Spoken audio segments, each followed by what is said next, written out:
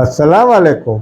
कल को शीरी के साथ जावेद शाह। नाजरीन, मंगल अब यूट्यूब चैनल पे हाजिर खिदमत है। नाजरीन, हमारे चैनल को ज़्यादा से ज़्यादा सब्सक्राइब करें, आपसे दरख्वास्त की जाती है। नाजरीन, कल को शीरी के हवाले से पाकिस्तान की जो सूरत हाल है वो तल्ख भी है और शीरी भी है। नवाज शरीफ को जनाब रिलीफ मिल गया है। नवाज शरीफ पाकिस्तान में हेलीकॉप्टर से आके मीनार पाकिस्तान में उतरे और उन्होंने वहाँ एक जमे गफ़ीर से खिताब किया। कसीर तादाद में आवाम मौजूद थी वहाँ और उससे वहाँ उन्होंने खिताब किया। बहरहाल हेलीकॉप्टर जो उनको लेके आया वो वही हेलीकॉप्टर था जो जहांगीर तरीन का लोग कह रहे हैं।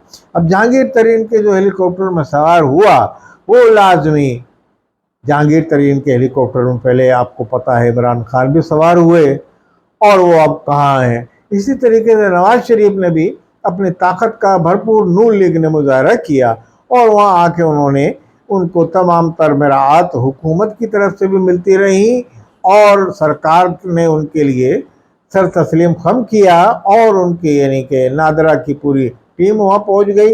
इस तरीके से उन पर बड़ी तनकीद भी की जा रही है।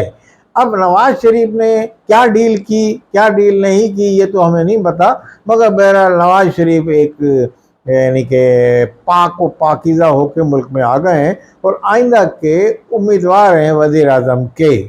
अब इस दौरान में जो पीपल्स पार्टी या उनकी जो मुखालिफ तंजीमें हैं वो इस पर कड़ी तनकीद कर रही हैं कि नवाज शरीफ को कुछ तो ये अनासिर कह रही हैं पार्टियां कि भाई इनको सीधा जेल में जाना चाहिए था। जेल में ये एक दो समात अपनी करते फिर बाद में इनकी ज़मानत होती तो ये ऐसा नज़र आता कि ज़रा फेयर प्ले हुआ है।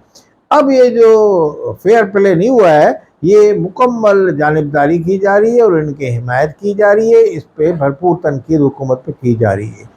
अब बहरहाल नवाज शरीफ आ चुके हैं। अब उन्होंने एक सियासत का आगाज़ कर दिया है।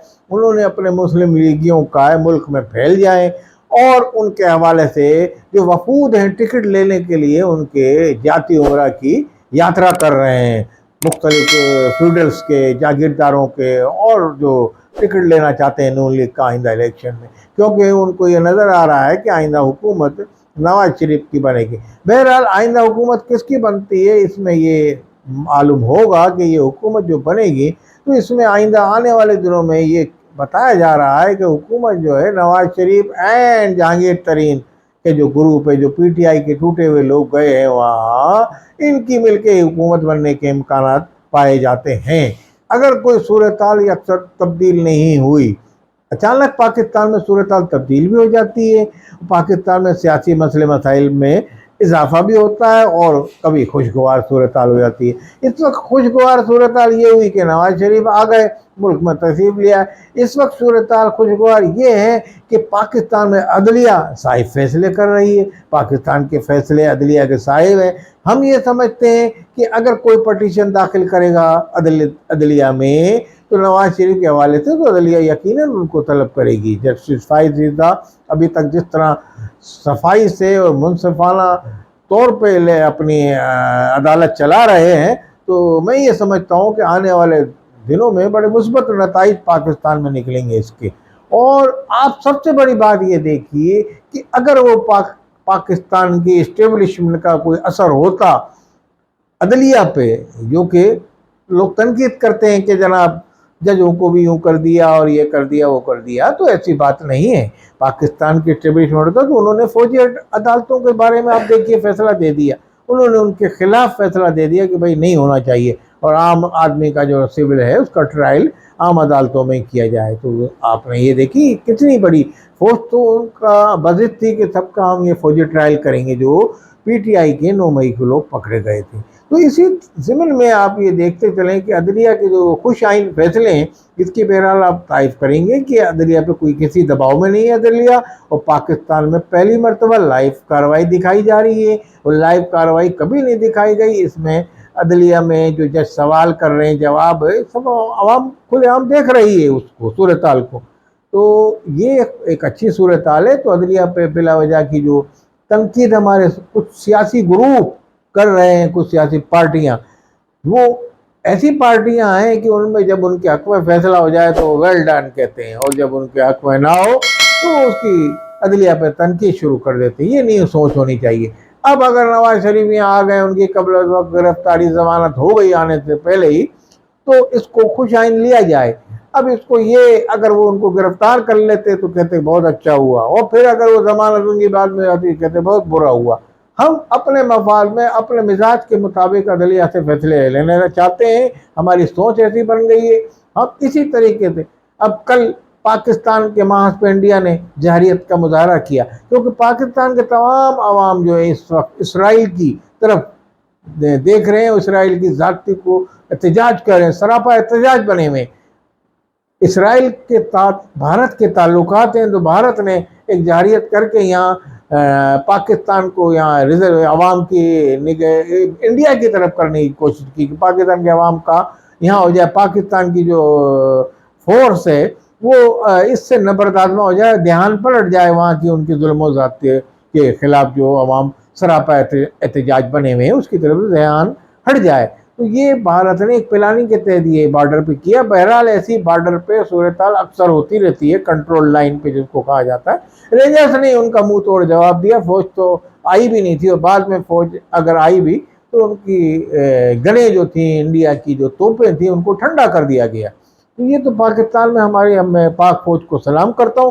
اور ہماری پاک فوج, مسلح فوج جو سرحدوں کی محافظ ہے, وہ اندرونی اور بیرونی دشمنوں سے برسر پیکار ہے پاکستان میں. اس وقت ہم پاک فوج کے حوالے سے کسی قسم کی تنقید ہمیں برداشت نہیں ہوتی, کیونکہ ہم محب وطن ہیں. پاکستان ہے, پاک فوج ہے, اور پاکستان کے ہمارے تمام عدلیہ ہے. اگر عدلیہ اسی طریقے سے منصفانہ فیصلے کرتے رہی اور ہم یہ تو پاکستان مضبوط سے مضبوط تر ہوگا.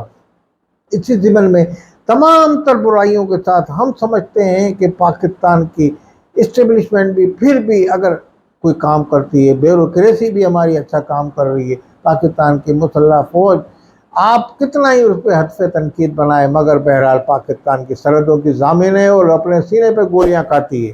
اور اس طرح دہشت گرد گروپ پاکستان میں جو پاکستان میں خلفشات مبتلا کرنا چاہتے ہیں, وہ پاکستان میں کوئی سیاسی استحکام دیکھنا نہیں چاہتے.